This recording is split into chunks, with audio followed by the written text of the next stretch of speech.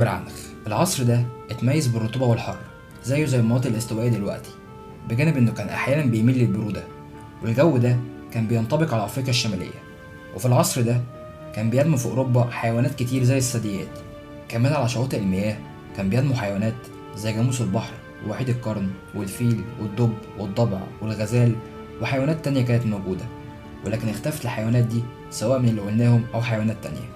كمان عثروا على بقايا بشرية مختلطة ببقايا حيوانات موجودة في وقتنا الحالي، ولكن اللي عثروا عليه من البقايا دي ما كانش إلا أجزاء من جماجم أو شوية عظام بسيطة جدا.